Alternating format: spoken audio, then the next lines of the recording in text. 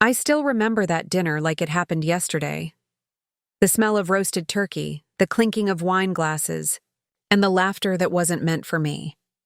My parents had gathered everyone, friends, relatives, even old neighbors, to celebrate my brother Adam's promotion at his law firm. He had just become a partner at 28. Everyone was so proud. Dad kept saying, "That's my boy, carrying the family name with pride." Mom smiled, tears in her eyes as she toasted him. Then, as the laughter died down, Dad raised his glass again and said something that would burn into my memory forever.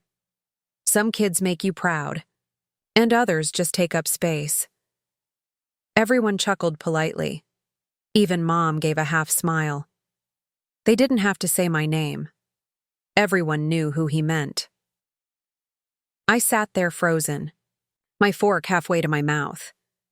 I was the space kid. I wasn't the lawyer. I wasn't the doctor. I was the creative one. The one who dropped out of college to chase something my parents never understood. Design and tech. I'd been building small apps and websites from my tiny apartment in Boston, barely scraping by but doing what I loved. Still, hearing those words, from my own parents, shattered something inside me. After dinner, I packed a bag and left. No dramatic goodbye, no tears, just silence. For the next 2 years, I lived like a ghost. I worked at a small startup by day and freelanced at night. I barely slept, fueled by coffee, energy drinks, and the memory of that dinner. The one thing that kept me going was a notebook where I'd scribbled a phrase over and over again. Prove them wrong. By the 3rd year, I had saved enough to build my own thing, a business management software that helped small companies automate their workflow.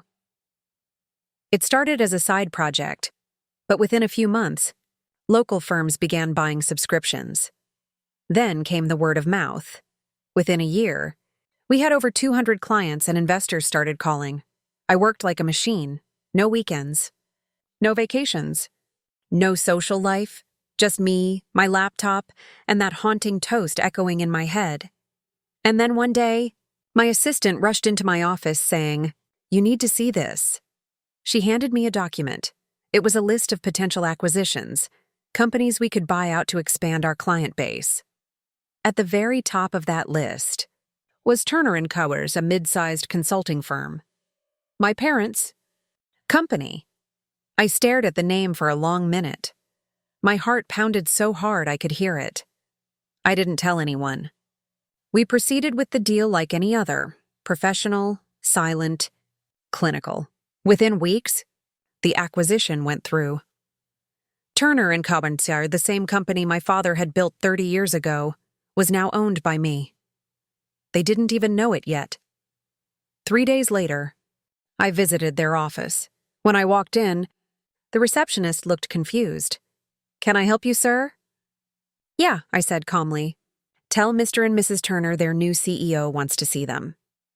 A few minutes later, my parents walked into the conference room. Dad's hair had gone grayer. Mom looked thinner. They froze when they saw me. "Ethan," Mom whispered. "What are you doing here?" Dad asked, his tone half annoyed, half curious. I handed them the acquisition document. Their eyes scanned the first few lines, then widened. This can't be right," Dad muttered. "It is," I said. "Turner & Co. is now part of my company." Silence. You could hear the air conditioner humming. "You?" Dad finally said, his voice sharp. "You bought my company?" "Yeah," I said softly. "The same kid who just took up space." Mom's face turned pale. Dad sank into a chair, still staring at the paper. I wasn't gloating.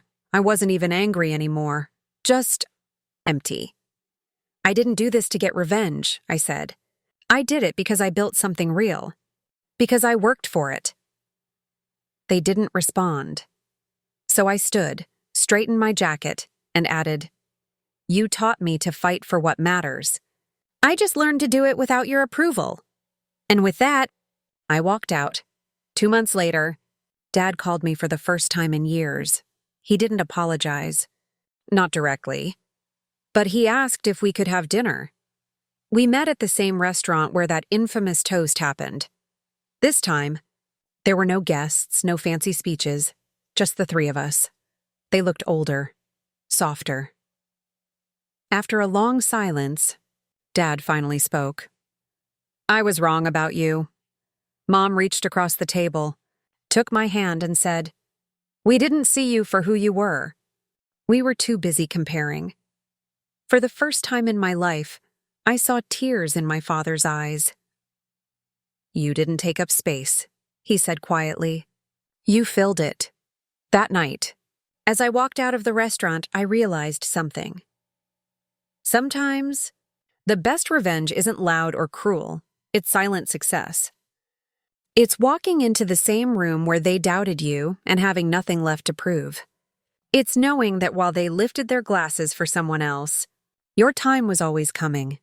And when it did, it spoke for itself. If you ever feel like you're the space kid, remember this. You don't need validation from the people who can't see your worth. You just need time. Because when your moment comes, the world will have no choice but to lift its glass to you.